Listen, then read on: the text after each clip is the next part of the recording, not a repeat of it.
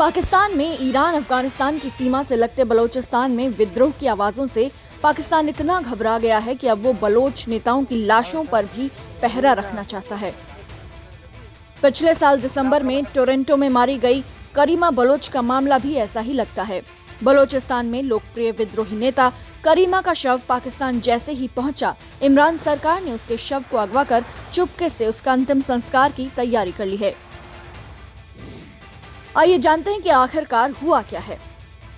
आपको बता दें कि साल 2020 में दिसंबर में करीमा बलोच की संदिग्ध तरीके से हत्या हो गई थी।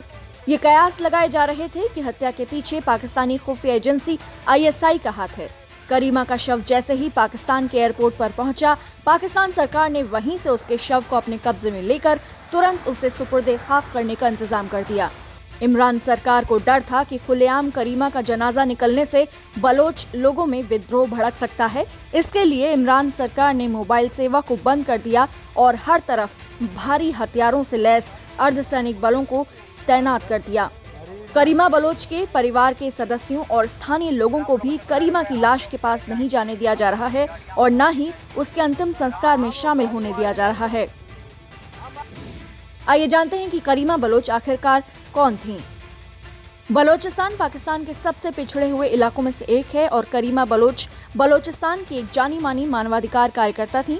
करीमा बलोचिस्तान में पाक सेना की हिंसा के खिलाफ लगातार आवाज उठा रही थीं। करीमा बलोच स्टूडेंट ऑर्गेनाइजेशन की अध्यक्ष भी थीं।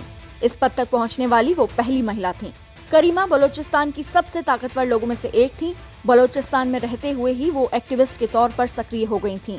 साल 2016 में करीमा का नाम काफी चर्चा में रहा जब उन्होंने भारत के प्रधानमंत्री नरेंद्र मोदी को राखी का संदेश भेजा था। PM मोदी को अपना भाई कहते हुए करीमा ने कहा था कि वो मोदी समेत भारत के साथ की उम्मीद करती हैं।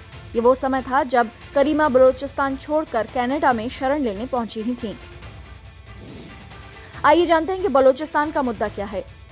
बलोच लंबे समय से पाकिस्तान से एक अलग आज़ाद मुल्क की मांग कर रहे हैं। उनका कहना है कि भारत से अलग होने के बाद पाकिस्तान ने न केवल उनके संसाधनों का फायदा उठाया बल्कि उनके विकास पर ध्यान भी नहीं दिया। इसी वजह से बलोच शिक्षा, रोजगार और स्वास्थ्य के क्षेत्र में काफ़ी पीछे रह गए। यही देखते हुए 70 के दशक से बलोचिस्तान की आज़ादी की मांग तेज हो गई थी।